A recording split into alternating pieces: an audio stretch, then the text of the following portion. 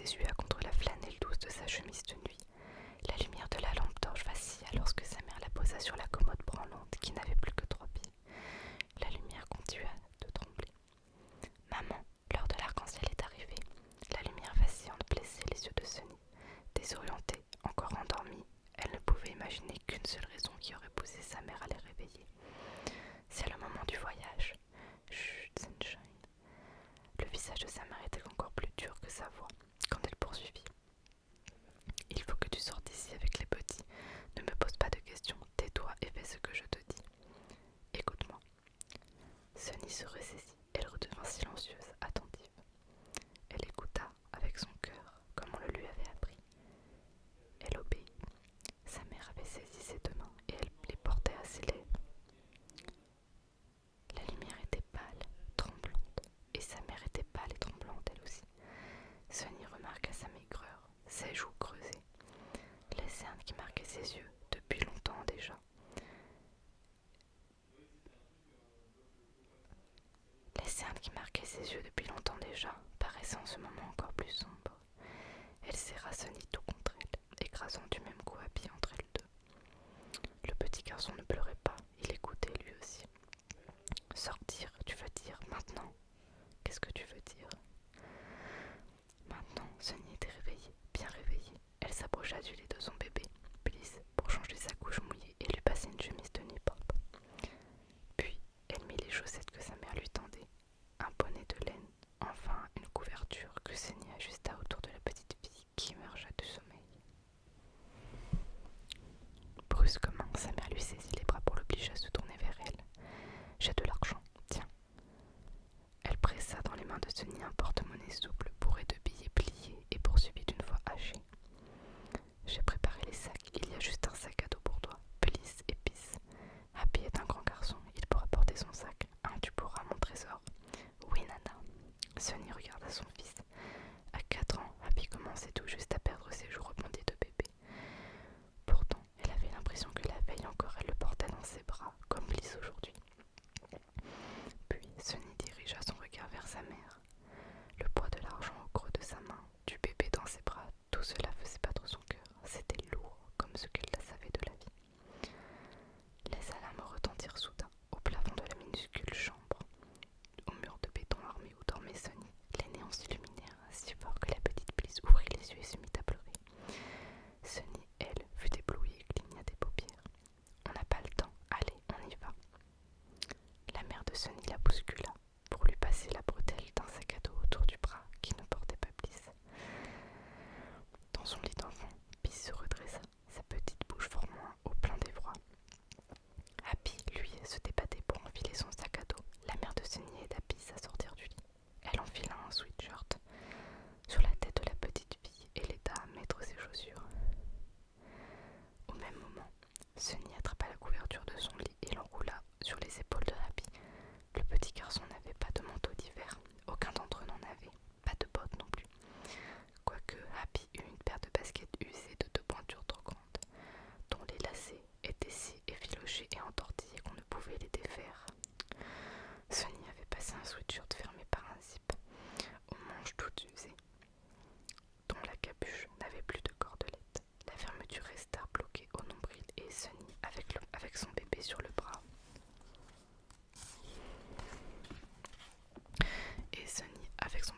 bras, ne parvint pas à la monter davantage.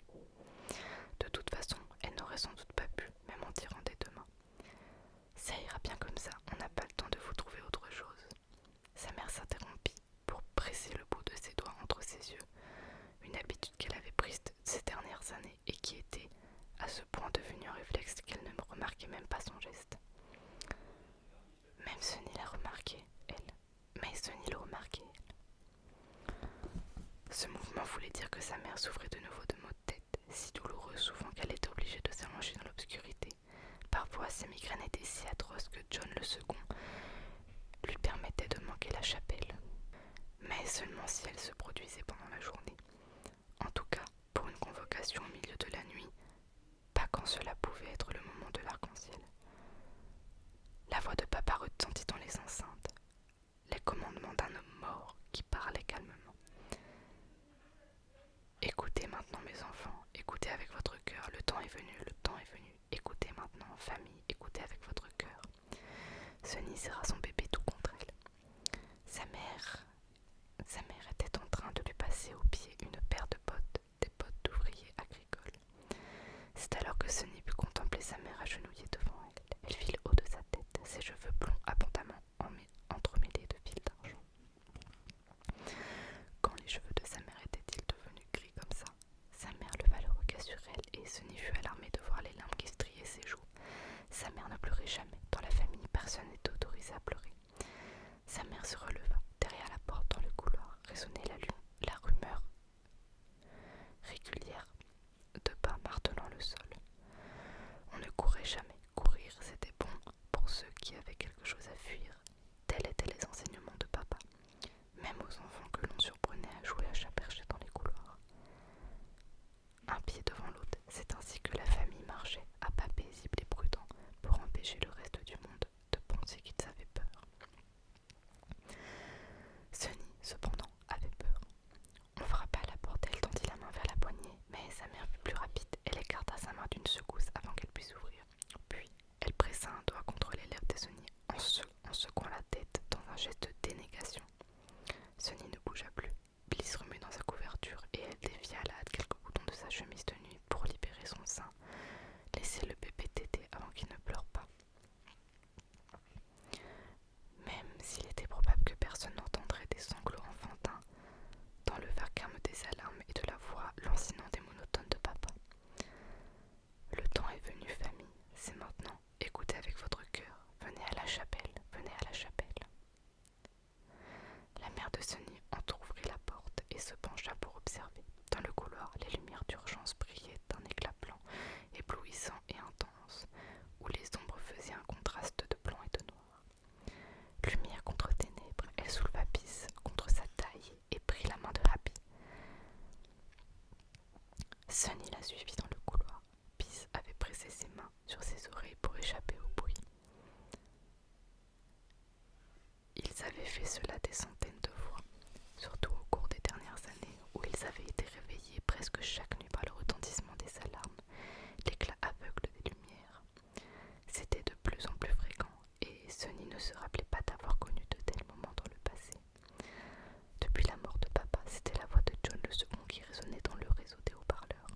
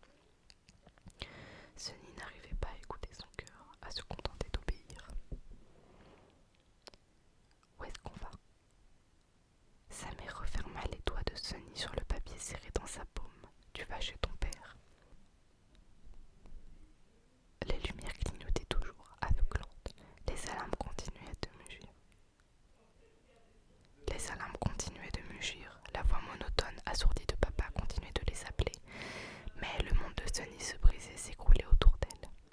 C'est John le suprême, mon père. Non, Sunny, je te parle de ton vrai père.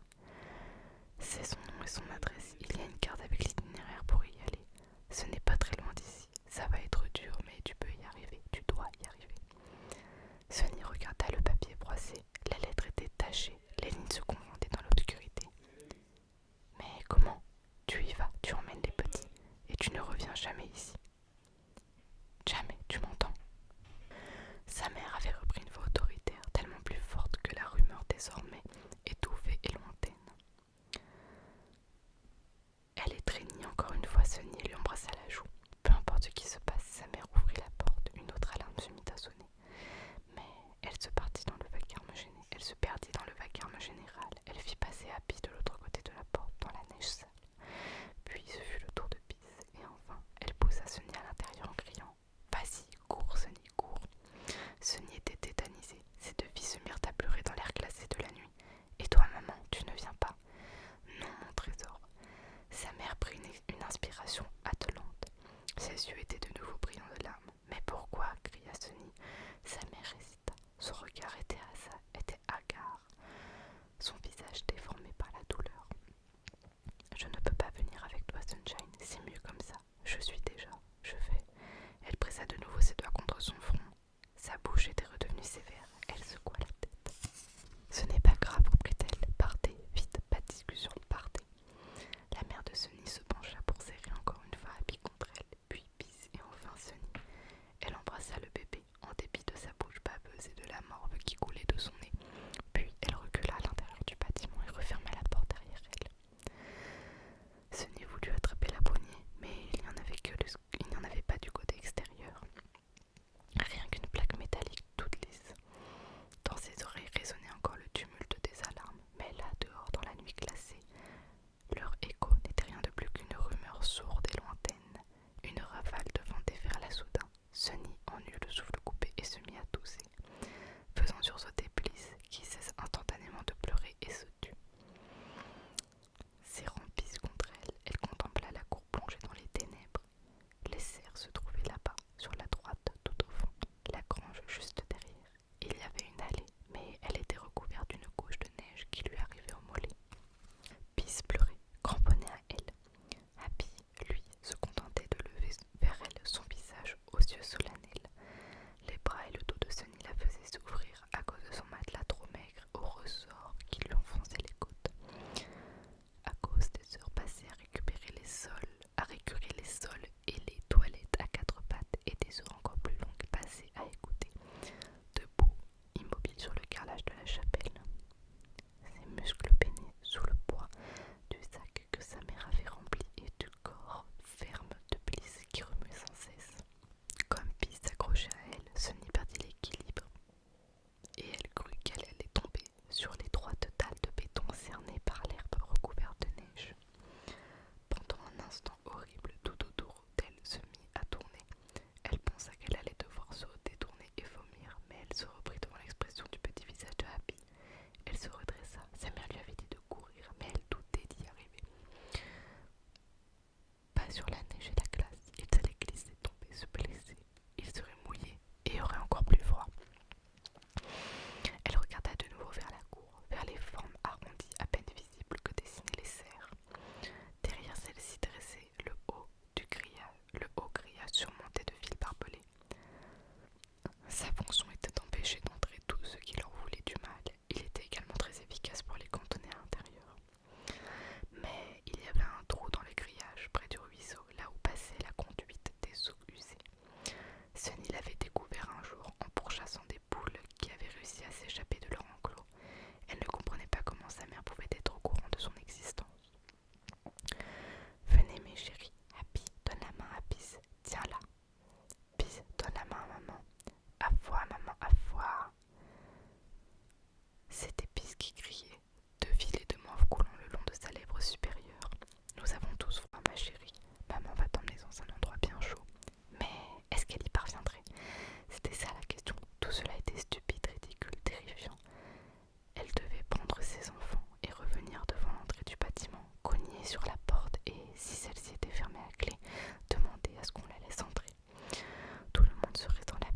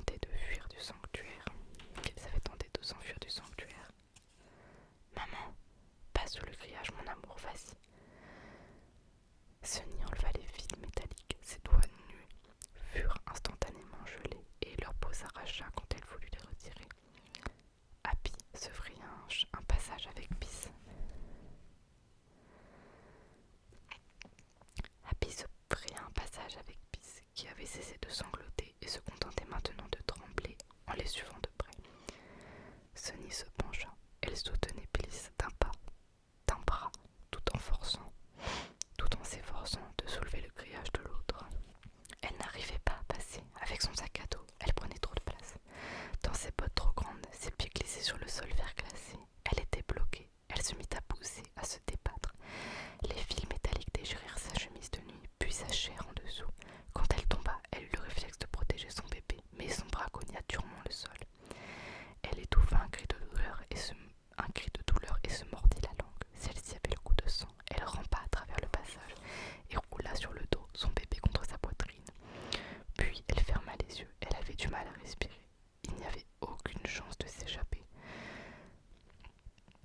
Ceux qui étaient partis à leur poursuite ne pourraient pas manquer leurs traces. On allait les retrouver d'une seconde à l'autre, les prendre, les ramener, les punir. Sonny n'avait jamais remarqué un rassemblement. Sonny n'avait jamais manqué un rassemblement pour l'arc-en-ciel. Elle savait bien ce qui arrivait à ceux